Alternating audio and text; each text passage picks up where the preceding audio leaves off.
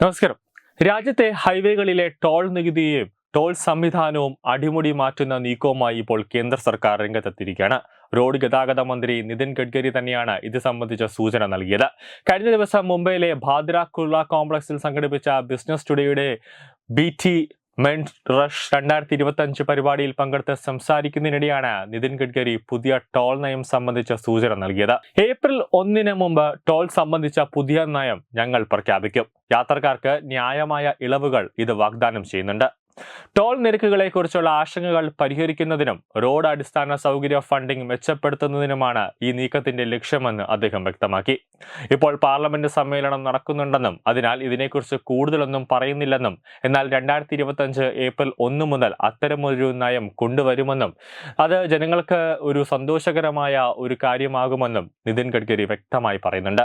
ഇതിനെക്കുറിച്ച് വിശദീകരിക്കാൻ അദ്ദേഹം വിസമ്മതിച്ചുവെങ്കിലും ദേശീയപാതയിലെ ടോൾ നിരക്കുകളെ ചൊല്ലി ആളുകൾ ഇനി തർക്കിക്കില്ല എന്നും അതൊരു അടിയിലേക്കോ അതൊരു തമ്മിത്തല്ലിലേക്കോ കലാശിക്കില്ല എന്ന് നിതിൻ ഗഡ്കരി ഇപ്പോൾ പറഞ്ഞിരിക്കുകയാണ്. ഇതോടൊപ്പം നിലവിൽ NHAയുടെ ടോൾ വരുമാനം 55,000 കോടി രൂപയാണെന്നും അടുത്ത 2 വർഷത്തിനുള്ളിൽ ഇത് 1.40 ലക്ഷം കോടി രൂപയിൽ എത്തുമെന്നും അദ്ദേഹം പറഞ്ഞു. പാവപ്പെട്ടവർ ഹൈവേ നിർമ്മാണത്തിൽ നിക്ഷേപം നടത്തണമെന്നും ഞാൻ ആഗ്രഹിക്കുകയാണ്. ബാങ്കുകൾ നിക്ഷേപങ്ങൾക്ക് നൽകുന്ന 4.5% പലിശയ്ക്ക് പകരം ഞങ്ങൾ അവർക്ക് 8.5% പലിശ നൽകും.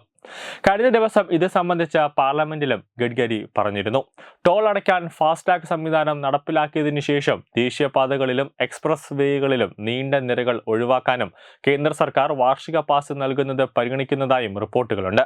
ലോക്സഭയിൽ ഒരു ചോദ്യത്തിന് മറുപടിയായി നിതിൻ ഗഡ്കരിയാണ് ഇക്കാര്യം വ്യക്തമാക്കിയത്. യാത്രക്കാരുടെ സമയം ലാഭിക്കുമെന്നും അനാവശ്യമായി നീണ്ട ക്യൂവിൽ നിൽക്കേണ്ടി വരില്ല എന്നും അദ്ദേഹം പാർലമെന്റിൽ പറഞ്ഞു. ഇതിനു പുറമെ ചില സ്ഥലങ്ങളിൽ ഉപഗ്രഹ അധിഷ്ഠിത ബാരിയർ ഫ്രീ ടോൾ സംവിധാനം നടപ്പിലാക്കിയിട്ടുണ്ടെന്നും അദ്ദേഹം പറഞ്ഞു.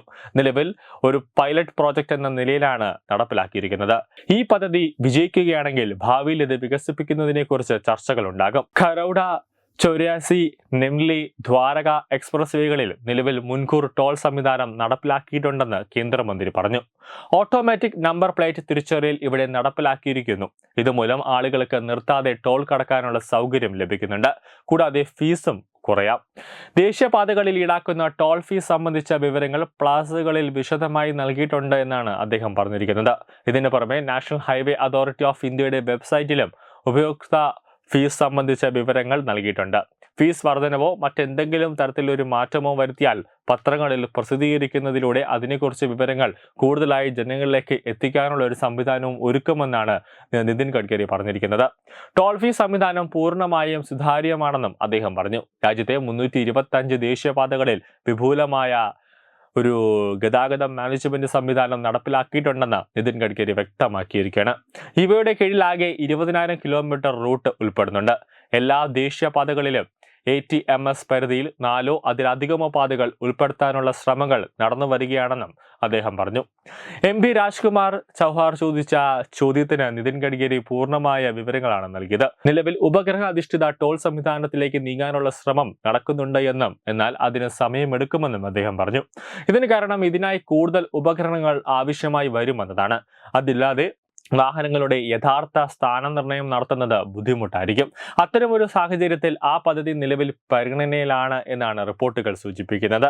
അതായത് ഇനി അടുത്ത ISROയുമായി ഒരു ടൈപ്പിലേക്കാണ് കേന്ദ്ര ഗതാഗത മന്ത്രാലയം പോകുന്നത് എന്നതാണ് സൂചനകൾ പുറത്തുവരുന്നത്. ന്യൂസ് ഡെസ്ക് തത്വമൈ TV.